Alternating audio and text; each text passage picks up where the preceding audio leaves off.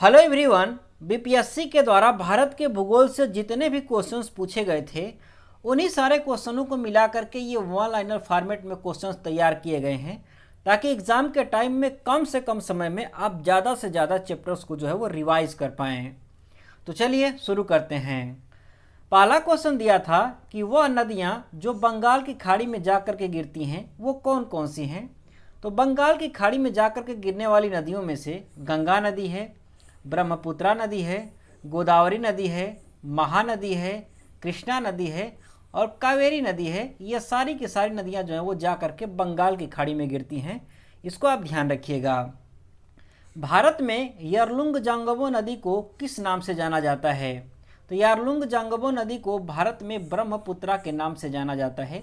इसको आप ध्यान रखिएगा। और इसको चाइना में यारलुंग जांगबो के नाम से जाना जाता है। हिमालय काटकर एवं बहकर आने वाली नदियां कौन कौन सी हैं। तो हिमालय के उस पार से आने वाली नदियों में ब्रह्मपुत्रा नदी है, सतलुज नदी है और सिंधु नदी है। ये तीनों की तीनों हिमालय पार से आती हैं और हिमालय को काटते हुए ये इधर के साइड में आती हैं। इसको आप ध्यान रखिएगा। ब्रह्मपुत्रा की उपनदी कौन सी है। तो ब्रह्मपुत्रा की जो सहायक नदियां हैं उनमें से एक मानस नदी है। कौन सी है? मानस नदी है, एक सहायक नदी। इसको आप ध्यान रखिएगा। गंगा नदी के किनारे बसे सबसे बड़ा शहर कौन सा है। तो गंगा नदी के किनारे सबसे बड़ा जो शहर है वो कानपुर शहर है। कौन सा है? कानपुर शहर है और ये यूपी में पड़ता है। इसको आप ध्यान रखिएगा। सबसे अधिक नदी पथ परिवर्तन करने वाली नदी कौन सी है। तो नदी पथ परिवर्तन करने वाली नदी जो है सबसे अधिक करती है कोसी नदी। कौन सी करती है? कोसी नदी, जो कि बिहार में बहती है और इसको जो है वो बिहार का शोक भी कहा जाता है। इसको भी आप ध्यान रखिएगा। वह नदी जो भ्रंश द्रोणी से होकर के बहती है वो कौन सी नदी है। तो वो नर्मदा नदी है। कौन सी है? नर्मदा नदी है। नर्मदा नदी का प्रवाह किस क्षेत्र में निर्धारित है। तो जो नर्मदा नदी है ये भ्रंश घाटी वाले क्षेत्र के साथ में बहती है। इसको आप ध्यान रखिएगा। भूमि बंधित नदी कौन सी है, अर्थात कौन सी ऐसी नदी है जो कि भूमि में ही समाप्त हो जाती है, समुद्र तक नहीं पहुंच पाती है। तो वो है लूनी नदी। कौन सी है? लूनी नदी है, जो कि राजस्थान में बहती है। इसको आप ध्यान रखिएगा। तिब्बत में मानसरोवर झील के पास किन नदियों का स्रोत है। तो तिब्बत में जो मानसरोवर झील है यहाँ से ब्रह्मपुत्रा नदी निकलती है, सतलुज नदी निकलती है और सिंधु नदी निकलती है। ये तीनों की तीनों जो नदियाँ हैं इसी मानसरोवर झील से निकलती हैं। इसको आप ध्यान रखिएगा। दामोदर नदी का उद्गम कहाँ से होता है। तो जो दामोदर नदी है ये छोटापुर, जो छोटा नागपुर का पठार है, यहाँ से निकलती है दामोदर नदी और जा कर के बंगाल की खाड़ी में मिल जाती है। इसको भी आप ध्यान रखिएगा। दंडकारण्य में इंद्रावती, सबरी किन नदियों की सहायक नदियाँ हैं। तो ये जो इंद्रावती और सबरी ये दो नदियाँ हैं ये दोनों के दोनों गोदावरी नदी की सहायक नदियाँ हैं। किसकी? गोदावरी की सहायक नदियाँ हैं। इसको आप ध्यान रखिएगा। जुआरी नदी किस राज्य में प्रवाहित होती है। तो जो जुआरी नदी है ये गोवा राज्य में प्रवाहित होती है। कहाँ पर? गोवा राज्य में बहती है। इसको आप ध्यान रखिएगा। तमिलनाडु की प्रमुख वर्षा ऋतु कब होती है। तो तमिलनाडु राज्य में प्रमुख रूप से जो वर्षा ऋतु है वो अक्टूबर से लेकर के दिसंबर माह तक होता है। कब से कब तक? अक्टूबर से लेकर के दिसंबर माह तक होता है। इसको आप ध्यान रखिएगा क्योंकि जो तमिलनाडु राज्य है यहाँ पर लौटते हुए मानसून से ज़्यादा बरसात होती है। राजस्थान में बहुत कम वर्षा होती है, इसका कारण क्या है। तो राजस्थान में कम वर्षा होने का कारण है कि हवाएं किसी भी प्रकार की बाधाओं को पार नहीं करती हैं राजस्थान में, जिसके कारण ठंडा होने के लिए आवश्यक ऊंचाई नहीं प्राप्त हो पाती है। इसीलिए राजस्थान में बहुत ही कम वर्षा होती है। इसको आप ध्यान रखिएगा। उत्तर पश्चिम भारत में शीत ऋतु वर्षा का मुख्य स्रोत क्या है। तो शीत ऋतु में जो वर्षा होती है उत्तर पश्चिम भारत में ये जो है वो पश्चिमी विक्षोभ के कारण होता है। किसके कारण? पश्चिमी विक्षोभ के कारण होता है। इसको आप ध्यान रखिएगा। दंडकारण्य में सर्वाधिक वर्षा किससे होती है। तो दंडकारण्य वाले क्षेत्र में सबसे ज़्यादा बरसात जो है वो ग्रीष्मकालीन जो चक्रवात आते हैं उन्हीं से सबसे ज़्यादा बरसात होती है दंडकारण्य वाले क्षेत्र में। इसको आप ध्यान रखिएगा। कोपेन के जलवायु वर्गीकरण के अनुसार उत्तर बिहार की जलवायु प्रदर्शित की जाती है, वो कैसे की जाएगी। तो अगर उत्तर बिहार की जलवायु को बात करें तो कोपियन के अनुसार इसको CWG से प्रदर्शित किया जाता है। किससे? CWG से प्रदर्शित किया जाता है, इसको आप ध्यान रखिएगा। अमृतसर एवं शिमला लगभग एक ही अक्षांश पर स्थित हैं, परंतु इनकी जलवायु में भिन्नता का कारण क्या है? तो अमृतसर और शिमला की जलवायु में भिन्नता का कारण इनकी ऊंचाइयों में भिन्नता है। क्या है? इनकी ऊंचाइयों में भिन्नता के कारण यहाँ पर जलवायु जो है वो भिन्न भिन्न पाए जाते हैं। जाड़े के मौसम में बारिश किस राज्य में होती है? तो जाड़े के मौसम में बारिश जो है वो तमिलनाडु राज्य में होती है। किस में? तमिलनाडु राज्य में होती है। यहाँ पर जो है वो लौटते हुए मानसून से ज़्यादा बरसात होती है तमिलनाडु में, इसको भी आप ध्यान रखिएगा। भारतीय मानसून के मौसमी विस्थापन का कारण क्या है? तो भारतीय मानसून का विस्थापन का कारण ये है कि स्थल और जो समुद्र है इसके तापमान में विभेद होता है, इसीलिए जो समुद्र में मानसून होती है वो जो है वो स्थल की तरफ चलती है, इसको आप ध्यान रखिएगा।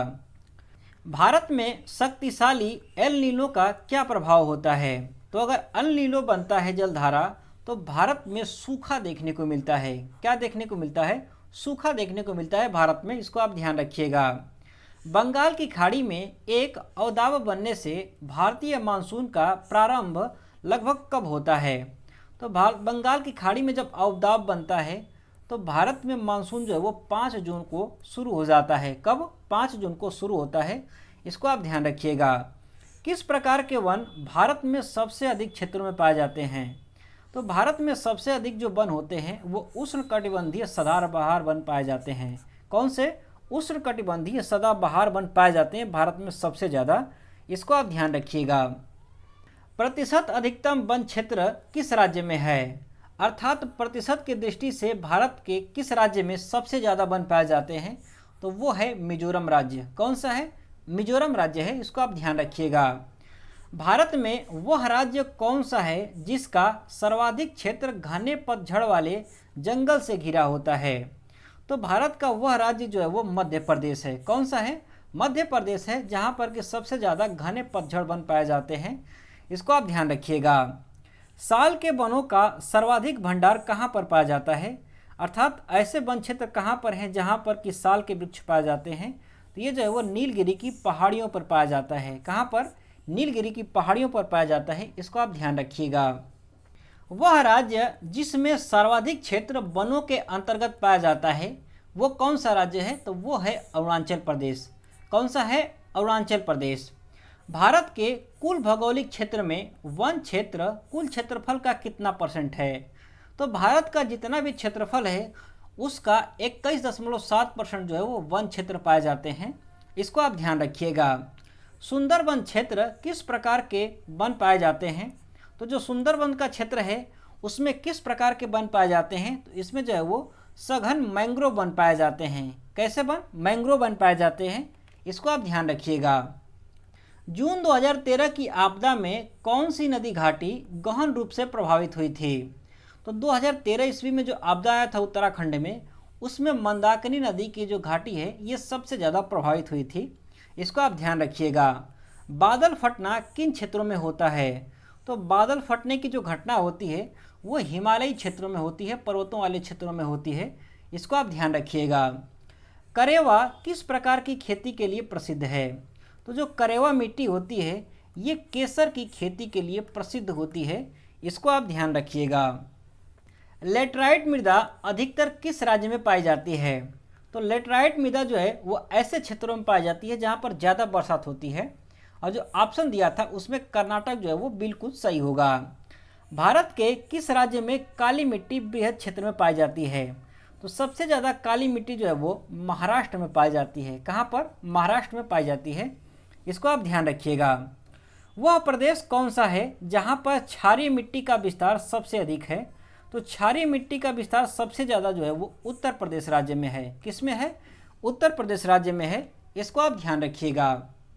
करेवा मृत्तिका जो कि जाफरान के उत्पादन के लिए उपयोगी होती है ये कहाँ पर पाई जाती है? तो जो करेवा मिट्टी होती है ये जो है हिमालय क्षेत्र में कश्मीर वाले क्षेत्र में पाई जाती है। कहाँ पर? कश्मीर वाले क्षेत्र में पाई जाती है, इसको आप ध्यान रखिएगा। नदियों द्वारा निर्मित मिट्टी क्या कहलाती है? तो जो नदियाँ मिट्टी ला करके ले जा करके निक्षेपित कर देती हैं, वो मिट्टी जो है वो जलोढ़ मृदा कहलाती है। क्या कहलाती है? जलोढ़ मृदा कहलाती है। पौधों को सबसे अधिक पानी किस प्रकार की मिट्टी में मिलता है? तो पौधों को सबसे ज़्यादा पानी जो है वो चिकनी मिट्टी में मिलता है। किस में मिलता है? चिकनी मिट्टी में मिलता है। इसको आप ध्यान रखिएगा। केसिका सबसे अधिक प्रभावशाली किस प्रकार की मिट्टी में होती है? तो केसिका जो है वो सबसे ज़्यादा चिकनी मिट्टी में देखने को मिलती है, यहीं पर सबसे ज़्यादा प्रभावी होती है। इसको आप ध्यान रखिएगा। रेगुण मिट्टी सबसे ज़्यादा किस राज्य में पाई जाती है? तो जो रेगुण मिट्टी है या काली मिट्टी जो है वो महाराष्ट्र में पाई जाती है। कहाँ पर? महाराष्ट्र में पाई जाती है। इसको आप ध्यान रखिएगा। गंगा के मैदान की पुरानी कछारी मिट्टी क्या कहलाती है? तो गंगा के मैदान की जो पुरानी कछारी मिट्टी है उसे बांगर कहा जाता है। क्या कहा जाता है? बांगर कहा जाता है। और जो नई वाली होती है उसे क्या कहते हैं? उसे जो है वो खादर कहा जाता है। क्या कहा जाता है? खादर कहा जाता है। इसको भी आप ध्यान रखिएगा। गंगा की जलोढ़ मृदा की गहराई भूमि सतह से लगभग कितनी है? तो जो जलोढ़ मृदा है गंगा वाले क्षेत्र में, इसकी गहराई जो है वो लगभग 6000 मीटर तक है। कितनी है? लगभग 6000 मीटर तक है। इसको आप ध्यान रखिएगा। भारत की काली मिट्टी का क्षेत्र किसके लिए प्रसिद्ध है? तो काली मिट्टी जो है वो कपास के लिए प्रसिद्ध है। इसको आप ध्यान रखिएगा। धूसर और भूरी जमीन अधिकतम कहाँ पर पाई जाती है? तो धूसर और भूरी की बात करें तो ये जो है वो राजस्थान और गुजरात वाले क्षेत्र में ये मिट्टी पाई जाती है। इसको आप ध्यान रखिएगा। सरदार सरोवर बांध किस नदी पर स्थित है? तो जो सरदार सरोवर बांध है ये नर्मदा नदी पर बना हुआ है, गुजरात राज्य में। इसको आप ध्यान रखिएगा। पट्टी सीमा परियोजना किन नदियों के एकीकरण से जुड़ा हुआ है? तो जो पट्टी सीमा परियोजना है ये कृष्णा और गोदावरी के एकीकरण से जुड़ी हुई परियोजना है। इसको आप ध्यान रखिएगा। वंशधारा जल विवाद का संबंध किन राज्यों से है? तो वंशधारा जो जल विवाद है ये आंध्र प्रदेश और ओडिशा के बीच में है। इसको भी आप ध्यान रखेंगे। हीराकुंड बांध किस नदी पर बनाया गया है? तो जो हीराकुंड बांध है इसका निर्माण महानदी पर किया गया है। किस नदी पर? महानदी पर किया गया है। इसको आप ध्यान रखिएगा। कमलेश्वर लिफ्ट सिंचाई परियोजना किस राज्य में स्थित है? तो जो कमलेश्वर लिफ्ट सिंचाई परियोजना है ये तेलंगाना राज्य में स्थित है। किस राज्य में? तेलंगाना राज्य में है। चंबल नदी पर राणा प्रताप सागर जल विद्युत परियोजना किस राज्य में स्थित है? तो जो राणा प्रताप जल विद्युत परियोजना है ये चंबल नदी पर राजस्थान में स्थित है। किस राज्य में? राजस्थान में स्थित है। इसको आप ध्यान रखिएगा। राणा प्रताप सागर बांध किस नदी पर बनाया गया है? तो जो राणा प्रताप सागर बांध है ये चंबल नदी पर बनाया गया है। कौन सी नदी पर? चंबल नदी पर बनाया गया है। भाखड़ा नांगल बांध किस नदी पर स्थित है? जो भाखड़ा नांगल बांध है ये सतलुज नदी पर स्थित है। इसको भी आप ध्यान रखेंगे। भारत में सबसे ऊंचा जलप्रपात कौन सा है? तो भारत में सबसे ऊंचा जलप्रपात जो है वो जोग जलप्रपात है, जो कि कर्नाटक में पड़ता है। इसी को गरसोप्पा जलप्रपात भी कहा जाता है और इसी का नाम जो है वो महात्मा गांधी जलप्रपात भी है। इसको भी आप ध्यान रखिएगा। मनाली से लेह तक बनी विश्व की सबसे ऊंची सड़क की ऊंचाई कितनी है? तो मनाली से लेह तक जो सड़क बनी है उसकी सब ऊंचाई जो है वो 4000 मीटर है। कितनी है? 4000 मीटर है। इसको आप ध्यान रखिएगा। टिहरी बांध परियोजना से निर्मित जलाशय का क्या नाम है? तो जो टिहरी बांध बना है उसके पीछे जो जलाशय बना है उसका नाम जो है वो स्वामी राम तीर्थ सागर है। क्या है? स्वामी राम तीर्थ सागर है। इसको आप ध्यान रखिएगा। सलौलिम बायो रिजर्व किस राज्य में स्थित है? तो सलौलिम जो बायो रिजर्व है ये गोवा राज्य में स्थित है। इसको भी आप ध्यान रखिएगा। पोंग जल विद्युत परियोजना किस राज्य में स्थित है? तो जो पोंग जल विद्युत परियोजना है वो भारत के हिमाचल प्रदेश राज्य में स्थित है। तालाबों द्वारा सर्वाधिक किस राज्य में भूमि की सिंचाई की जाती है? तो तालाबों से सबसे ज़्यादा सिंचाई जो है वो तमिलनाडु राज्य में की जाती है। इसको भी आप ध्यान रखिएगा। गंडक नदी पर निर्मित नहर कौन सी है? तो गंडक नदी पर त्रिवेणी नहर का निर्माण किया गया है बिहार राज्य में। इसको आप ध्यान रखिएगा। बिहार के क्षेत्र में किस नहर द्वारा सिंचाई की जाती है? तो बिहार के क्षेत्र में त्रिवेणी नहर के द्वारा सिंचाई की जाती है, जो कि गंडक नदी पर बना हुआ है। त्रिवेणी नहर में पानी किस नदी से आता है?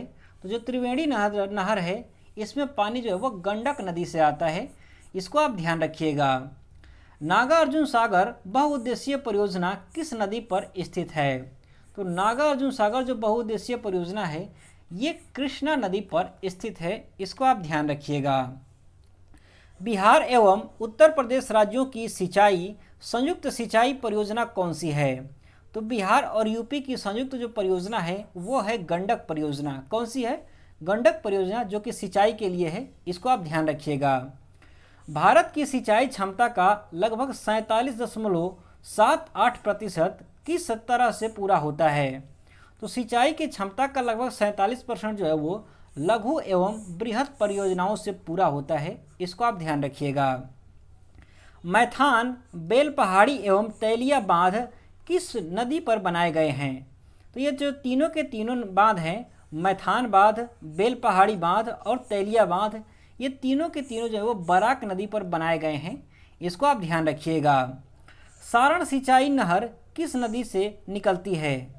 तो जो सारण सिंचाई नहर है ये गंडक नदी से निकलती है। किस नदी से? गंडक नदी से निकलती है, इसको आप ध्यान रखिएगा। हीराकुंड बांध किस नदी पर तैयार किया गया है? तो जो हीराकुंड बांध है ये महानदी पर बनाया गया है, इसको आप ध्यान रखिएगा। दामोदर घाटी निगम कब स्थापित की गई थी? तो जो दामोदर घाटी निगम है ये 1948 ईस्वी में स्थापित की गई थी। भाखड़ा नांगल किस राज्य की एक संयुक्त परियोजना है? तो जो भाखड़ा नांगल है वो हरियाणा, पंजाब और राजस्थान की एक संयुक्त परियोजना है, इसको आप ध्यान रखिएगा। हीरा के खान के लिए मशहूर क्षेत्र कौन सा है? तो हीरा के खान के लिए पन्ना जो है वो मध्य प्रदेश का जो पन्ना है ये हीरा के लिए मशहूर है, इसको आप ध्यान रखिएगा। लिग्नाइट का खनन कहाँ पर होता है? तो लिग्नाइट का खनन जो है वो नवेली में होता है, इसको आप ध्यान रखिएगा। भारत में प्रथम कोयला खान कहाँ पर खोदी गई थी? तो पहली कोयला खान जो है वो भारत के रानीगंज में की गई थी। कहाँ पर? रानीगंज में की गई थी, इसको आप ध्यान रखिएगा। भारत का कौन सा राज्य थोरियम उत्पादन में अग्रणी है? तो थोरियम में अग्रणी उत्पादक जो है वो केरल राज्य है। कौन सा है? केरल राज्य है, इसको आप ध्यान रखिएगा। पश्चिमी सिंहभूमि में स्थित चिड़िया की सबसे प्रसिद्ध विशेषता क्या है? तो जो सिंहभूमि के पश्चिम में स्थित है चिड़िया, इसकी विशेषता है कि यहाँ से लौह अयस्क का खनन किया जाता है, इसको आप ध्यान रखिएगा। इल्मेनाइट जो कि भारतीय तटीय रेखा के साथ व्यापक रूप से वितरित है वह किसका खनिज है? तो जो इल्मेनाइट है वो टाइटेनियम का खनिज है, इसको आप ध्यान रखिएगा। भूमिगत कोयले का दहन किस राज्य में होता है? तो भूमिगत जो कोयला है इसका दहन किस राज्य में हो रहा है? तो ये जो है वो झारखंड राज्य में हो रहा है, इसको आप ध्यान रखिएगा।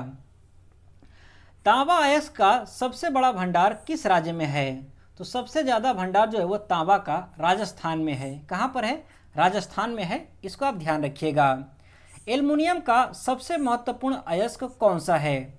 तो एल्युमिनियम का सबसे महत्वपूर्ण अयस्क बॉक्साइट है, इसको आप ध्यान रखिएगा। भारत में पाए जाने वाला टाइटेनियम युक्त खनिज कौन सा है? तो टाइटेनियम युक्त खनिज जो है वो इल्मेनाइट है। कौन सा है? इल्मेनाइट है, इसको आप ध्यान रखिएगा।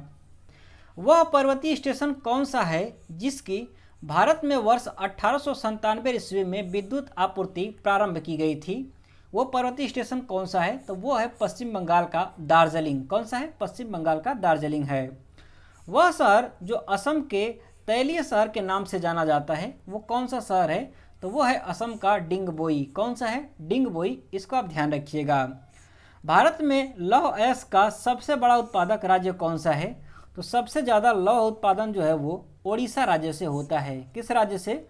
ओडिशा से होता है, इसको आप ध्यान रखिएगा। भारत में तांबे का सबसे बड़ा उत्पादक राज्य कौन सा है? तो सबसे ज़्यादा तांबा जो है वो मध्य प्रदेश से उत्पादित होता है। और सबसे ज़्यादा भंडार कहाँ पर है? तो सबसे ज़्यादा भंडार जो है वो इसका राजस्थान में है। कहाँ पर है? तो राजस्थान में है, इसको आप ध्यान रखिएगा। राजस्थान में स्थित खेतड़ी की खान किसके लिए प्रसिद्ध है? तो जो खेतड़ी की खान है वो तांबे के लिए प्रसिद्ध है, इसको आप ध्यान रखिएगा। भारत में सर्वाधिक सौर ऊर्जा का उत्पादक कौन राज्य करता है? तो सबसे ज़्यादा सौर ऊर्जा का उत्पादन जो है वो भारत के राजस्थान राज्य में होता है। इसको आप ध्यान रखिएगा। सबसे अधिक पवन ऊर्जा क्षमता का उपयोग किस राज्य के द्वारा किया जाता है? तो सबसे ज़्यादा पवन ऊर्जा का उपयोग जो है वो भारत का तमिलनाडु राज्य करता है। कौन सा? तमिलनाडु राज्य के द्वारा किया जाता है। लिग्नाइट का खनन कहाँ पर होता है? तो लिग्नाइट का खनन जो है वो नवेली में होता है। कहाँ पर? नवेली में होता है। इसको आप ध्यान रखिएगा। तुमलापल्ले खदान, जिसे दुनिया का सबसे बड़ा यूरेनियम का भंडार माना जाता है, वह कहाँ पर अवस्थित है? तो जो तुमलापल्ले खदान है ये आंध्र प्रदेश राज्य में स्थित है। इसको आप ध्यान रखिएगा। भारत का सबसे बड़ा नमक उत्पादक राज्य कौन सा है?